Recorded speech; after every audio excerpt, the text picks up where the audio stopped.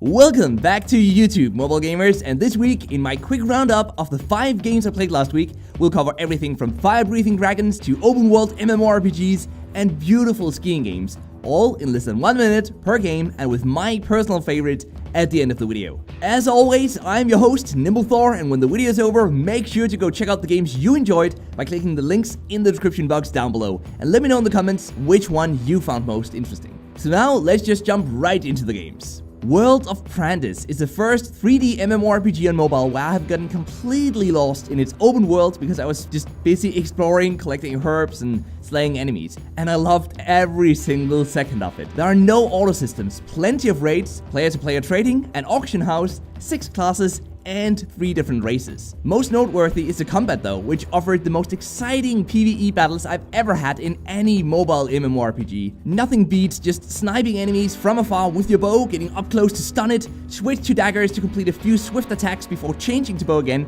to finish off an elite monster with a free arrow combo attack. You should definitely check out the full video for an example of this exact sequence. The art style is fine, but nothing really astonishing, and all text such as quests and skill descriptions is just horribly translated. And the game allows us to unlock new gear through loot boxes gathered in-game or through in-app purchases, which means the game might become slightly pay-to-win near the cap of the game. Everything considered though, it still offered the best PvE MMORPG experience I've personally ever had. The game requires online access, it takes up 463 MB of space, it's out on Android only for now, and my final verdict is that you should definitely play this one. Although not yet fully released, which means we have no info on the monetization and full gameplay just yet, Grand Mountain Adventure seems poised to become a top skiing adventure sports game on mobile. In the limited gameplay open beta currently available, we tap either side of the screen to steer and swipe up to perform a quick turn as we race down tricky slopes in an open world seen from a very unique top-down view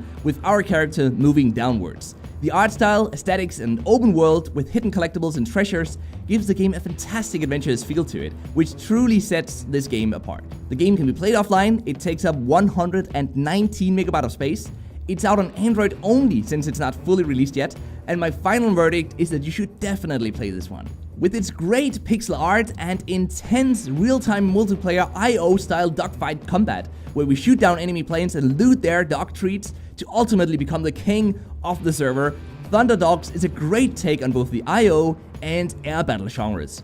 There are plenty of interesting planes, upgrades, and skins to unlock, which happens through a loot box-like system that we can spend 100 in-game gold or of course premium currency to trigger.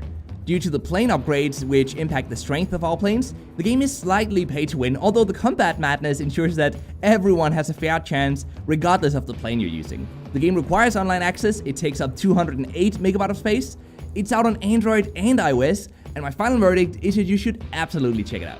Galaxy Gunner is a casual and 100% mindless action shooter where we stand still and shoot waves of aliens just storming towards us, upgrade our weapons, and continue to the next level. I found the game fun to play for just a few minutes at a time, but there just isn't a lot to it, and the graphics didn't scale that nicely on my big Samsung Galaxy S8 Plus screen, sadly. The monetization is pushed quite heavily, although it doesn't make the game pay to win as it's purely a single-player game. There's no energy system and we don't seem to hit any real paywalls or anything like that. The game can be played offline, it takes up 859 MB of space, it's out on Android and iOS, and my final verdict is that you should consider playing it if you're really just looking for a mindless shooter, but some of you might want to skip it because of its size of nearly 1 GB.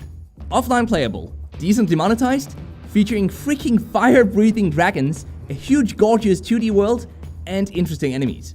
Wait, did Ubisoft create an amazing game? Built on the Hungry Shark core gameplay, but swapping undersea shark combat for in-air fantasy battles just hit right home for a fantasy nerd like myself, and I had a lot of fun with Hungry Dragons this week. Unlocking new dragons through leveling up existing ones and getting new helper pets from Dragon X feels decently paced, with the monetization that allows us to watch an ad to revive, and in-app purchases to unlock new skins and new dragons faster.